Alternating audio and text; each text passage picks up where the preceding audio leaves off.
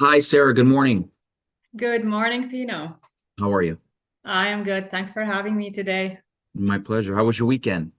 Oh, it was good. It was good. Busy with the kids, but all good. Yeah, it was a Nice. great time with the family. How was yours? It was busy, busy. Oh, We good. have we have two kids too, so busy with the kids. Okay, so Sarah, thanks. I know we connected recently on LinkedIn. Can you tell whoever's watching and listening to this right now, tell us a little bit of who you are and what you do? Yes, of course. Thank you. So, I have around 19 years of experience in the human resources recruitment and career coaching field. Okay. And I specifically specialize in career coaching. What I do is I coach mid to senior level professionals who are aiming for manager to senior director roles. And this is through job search coaching, personal branding, job interview coaching, as Yep. well as career clarity for whoever need that. And also those professionals who are doing career transition, so transitioning from one field to the other. Okay. So that is my focus, yeah, Okay. along with a recruitment background for sure. And you also have a full-time job, so that's your side hustle, but you also have a full-time job. Yeah, I'm also leading the talent acquisition function at Plan International Canada. Yes. Okay. What is Plan International Canada? What do they do?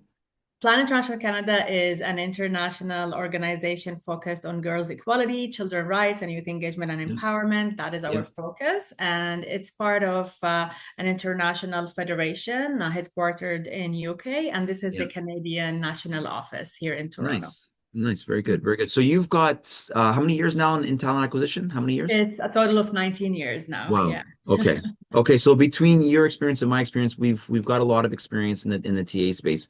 But today Right. I want to focus on we talked about, I mean, we could talk about various topics, but today let's just focus on the importance of a resume and how impactful a resume can be when you are looking for work. So let's focus on resumes today. So my first question to you is, I mean, we could talk hours about resumes, but I'm convinced now, Sarah, that a lot of resumes actually, I mean, companies are getting flooded with so many resumes. So, Yeah. we're seeing 400 resumes per job posting.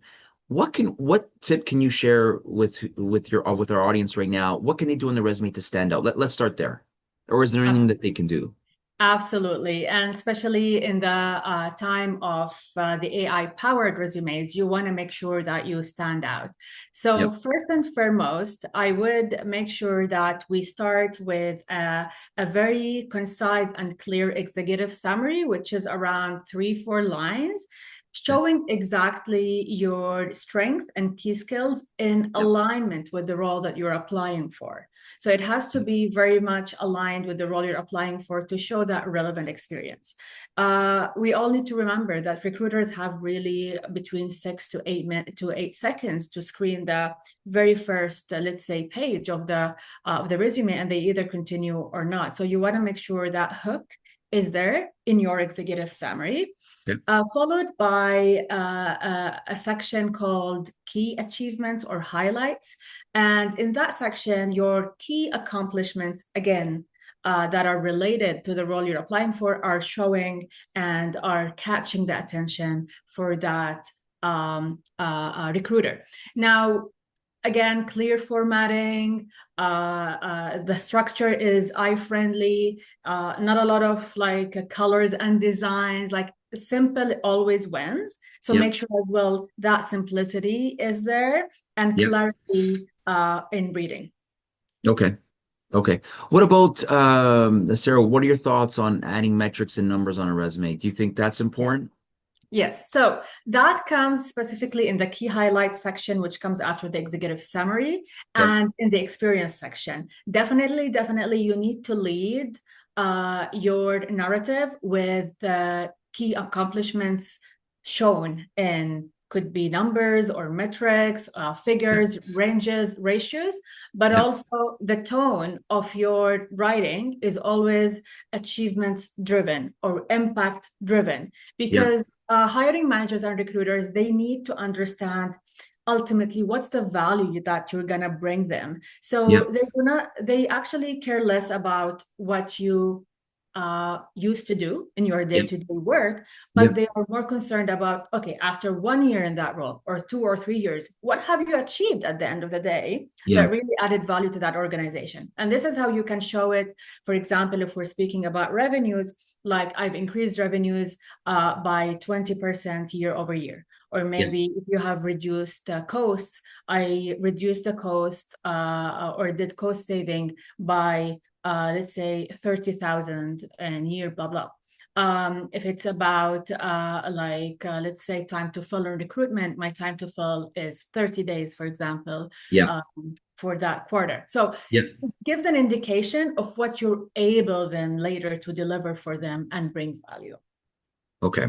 So I agree with you. Like adding that value, having those metrics and numbers are very, very important. It definitely showcases your value. It helps tell your story, quantifies your story, supports your story. So I agree with you. Having numbers and metrics is definitely key. And when I see metrics and numbers on a resume, it excites me because again, it helps me understand their story and their accomplishments, right? So I agree with that. Anything else that one can do on the resume to Yes. stand out? Yes, absolutely. So you would notice that there are specific keywords that are being used in the job description. So as well, using those keywords in the job description would help you to shorten or narrow the gap between you and the potential role or the hiring manager. So you're using their language, you're using as well their terms or keywords. So keywords can come like such as descriptive words showing the key skills that are needed or the technical expertise that is needed in the role. So this is how you can tell it's a keyword that is important to include. And then you will use it as well, whether in your executive summary or key highlights or your achievements in the experience section, or even more, you can create a core competencies section on your resume showing the key skills, whether personal or technical, that will stand out for you in this role. I would definitely make sure, again, clarity is important, and concise, not lengthy resumes. If you are, I would say, a professional who has 20 years of experience, make sure you cover the last 15 years of your experience. You do not go further beyond, because again, the market has evolved, and your experience as well, and as well your knowledge. So then what becomes more relevant is more the recent 15 years rather than the ones before. And again, leading with your stories that show impact. Okay. Okay.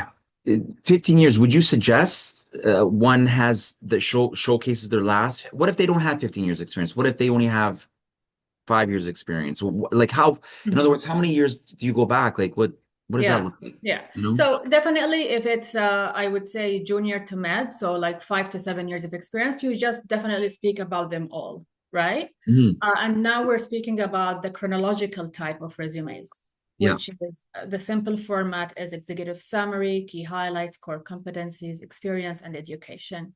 And if you have awards, of course, you add them. If you have certificates, you add them later in another section, or publications, you add them in another as well section. But in the chronological resume format, basically, you would definitely add the full 7 years if that's only what you have, and you would expand them in terms of what you've achieved. If you have 10 years, that's still valid.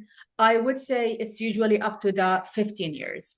If you are that tenured professional seasoned, which has 25 years of experience or 20 years of experience, this is when we advise just show the most relevant ones. You expand on them in the last 15 years. And the ones before, definitely you have the option to just list them as bullet points, but not to go into the details of explaining about them. Again, you've evolved, your experience, your transformation has evolved, your experience, your skills and knowledge, let alone the world. Sometimes that previous experience can become sometimes obsolete depending on what you were involved in. So that's what I can mention about the experience section in specific, and the how far we can go back. Okay, so here's another question for you then. So what about the length of a resume? 2 pages, 3 pages, 5 pages? What's right? What's best? What is right, what is wrong? And that is a very common question that my clients ask me about always. So I would always say, yes, the best practice says 2 pages is best, because a Yeah. resume is really the short form of your journey of life, your Yeah. career life, right? Yeah. So, however, when you are a tenured professional, like senior professional, again, with 20 years or 25 years of experience or 15 years of experience, sometimes there's a lot to speak about. So if it becomes 3 pages, that's still okay, depending on the quality of content you're including in your resume. Again, it's not about showing more is better. Sometimes they do tell you less is more, right? Because you are very specific about what you're sharing and speaking about. So if you're, again, a long tenured professional, 3 pages is okay. Definitely not 4 or 5. That is a no-go. I can tell you, as a recruiter myself as well, I wouldn't put more time on a resume than maybe 2 minutes to run through it and just take the golden nuggets there. So make sure, again, it's concise, direct to the point. Yeah. Yeah. Perfect. Okay. Awesome. Well, Sarah, you talked about recruiters only look at resumes between did you say 6 to 10 seconds only? Is that really what it is? I would say, like, more or less at 6 to 10 seconds. Yeah. And why is that? Why? Okay. So we receive, when we recruit for a role, I mean, sometimes 100 applications, sometimes 200 applications. And again, depending on the role, but there is that huge number. So, and there is just a few hours in the day to do a lot of things, right? Okay. And as a recruiter, we look through resumes just day in, day out. So there is a little bit of time that we can spend on the resume. So you want to make sure that first instance, it's standing out for the recruiter to continue on throughout your resume and to read it in the full details. Yeah. So, but Sarah, how can you make an effective decision by looking at the resume for 6 to 10 seconds? Like, is that enough time to look at a resume and say, this is what I'm looking for, or it's not what I'm looking for? How could you make a decision in 6 seconds? So, first of all, again, the executive summary, the language there, the keywords you include, how you position yourself, how you market yourself. One of the key important aspects when you write your resume is how you position yourself. So when you position yourself as that subject matter expert in this field, followed by the key highlights, I'm looking through them. That is, like, let's say these 10 seconds are already focused there in my, recruiter's eyes, right? And then your first experience that you are speaking about would resonate or more, right? And then they will continue on. So that's why we say that first, like, couple of sections or 3 sections are compelling, are well written, and are positioning you as the right person for this role. And of course, we will continue on when we see that. But let me give you an example, Let's say someone is applying for a human resources manager, for example. And that happened before. And they are positioning themselves, let's say a human resources manager in the food and beverage industry, right? And they are positioning themselves as someone, because they haven't worked in HR before, but they're positioning themselves as someone who have good interpersonal skills and communication skills and customer service and diplomacy. But I still cannot see, for a manager level, that relevant experience. I wouldn't spend more time on it, to be very honest with you, because it's not already giving me the minimum requirements that I should see in a person in the role. Right. Similarly, if that is a superstar in HR applying for an HR manager role, and I see that they have been there before, or maybe going to the next stage, which is manager, definitely I'll be more curious to know more and see more about their experience, and I'll continue on. Okay, but but Sarah, you're also looking for keywords, right? Like, yes, I do. Yeah. So for me, really quickly, when I look at a resume, we're quickly scanning it. We train our eyes to look for keywords, right? And right. Industries they worked in, and longevity and stuff. So we're looking quickly for those keywords, or maybe other things we typically look for. And if they don't match our criteria, we're quickly on to the next resume, right? So very, very, very, very true. And this is when you use the keywords in the job description, how it becomes more helpful for the recruiter to resonate faster. I agree. Yes. Okay. Some other things quickly, Sarah, thoughts on, sometimes I see resumes with someone's picture on the resume. What is that important? Should you have that? Should you not have that? What are your thoughts on that? Oh, yes, that's a very good question. And let me speak more about the do nots, let's say, on the resume, Sure. right? So the photo, I do not recommend it, to be very honest. It's for different reasons, but the main reason is that sometimes there is that unintentional bias that can happen with the hiring manager when they look on your photo, and you don't want them to do that unintentional bias or initial decision based on they liked your photo or not. I Yes. know some of you will tell me, oh, but my LinkedIn profile has my photo, and they can simply see it there. I Yeah. mean, LinkedIn should be as well your brand. So even if they Yes. would look at your LinkedIn profile, they will be getting more excited to know more about you. Yes, they see you and your post, but you should then attract them more on LinkedIn, which is another whole discussion. But going back to the resume. So yes, no photo, because you don't want to be taken, in the wrong way for whatever reason. And if those who put photos, they have to be highly professional. Definitely highly professional photo if you really want to. Okay, perfect. So no photos on the resume. I think that you're right. Your photo is saved for your LinkedIn profile, not needed on your resume. Yeah. Right? Yeah, so I totally agree with you. One pet peeve that I have, and sir, you probably notice this as well too. When I'm screening resumes, if the dates on the resume do not line up with the LinkedIn profile, that to me is a red flag. Would you agree? Absolutely. One important thing to always make sure you're on top of is your resume has to mirror your LinkedIn in few things. Yes, the experience and the dates, but even more how you position yourself in both, how you come across, how you're speaking about your experience. So make sure there is always alignment and there is no discrepancy anywhere, because one of the things that we do as well to just, double check is we would search for the candidate on LinkedIn to know more about them, right? Yeah. And again, as I mentioned, your LinkedIn is your extended brand to know more about you. So you want to make sure there is that extra selling that is happening there in addition to your resume. And another thing as well, Pino, about the things not to do in a resume, I noticed sometimes a lot of candidates, they put references are provided upon request, or even more, they list their list of references. This is, again, one of the things that we do not do and totally not recommended. First of all, it's by default, as part of the recruitment process, we're going to do your reference check. So we're going to reach out when we need your references at that stage.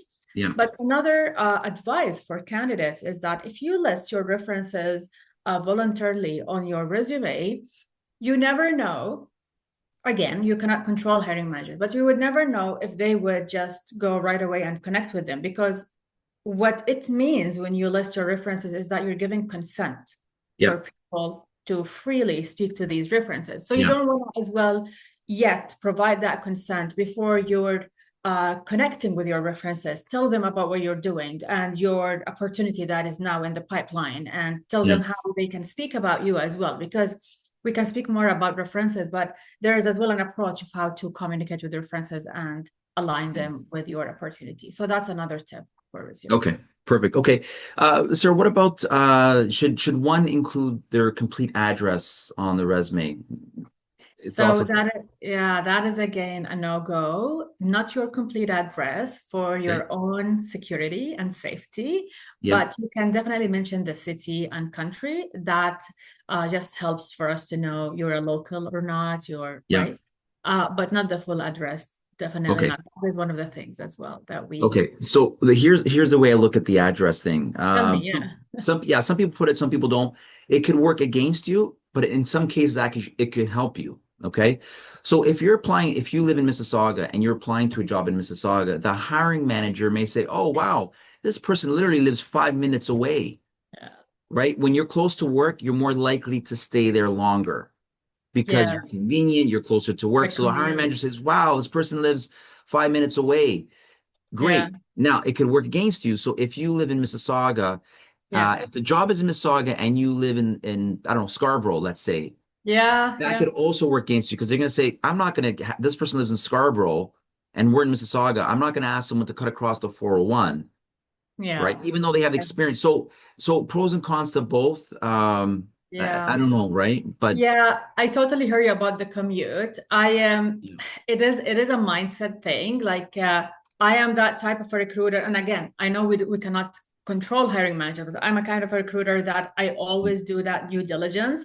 Like yeah, regardless where they're living, are you okay with the commute? Because that's a very personal decision. But I yeah, do understand what you mean when yeah. it's like that initial, again, bias or unintentional bias. Oh, they will make the drive or not, or they will, Yes, right? yes, yes, Um, correct. I think this is where the recruiter can advocate or not. Yeah, They can simply say a province and country if that can be one of the caveats, yeah.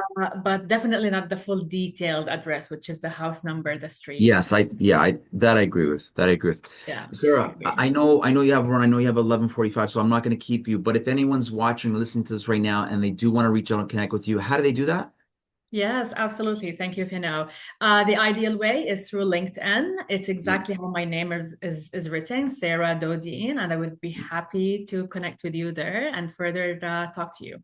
Awesome, perfect. So if anyone's in a career transition and you need some additional support, if you're looking for work, I think Sarah would be a great resource to you. So, You know, thank you so Sarah, much. thanks for your time. Have a Thanks for great having day me. and enjoy your Canada Day tomorrow. Okay. You too. Thank you so much. Awesome. Thanks for your time. Thank you. All right. Bye. Oh boy. Oh, there we go.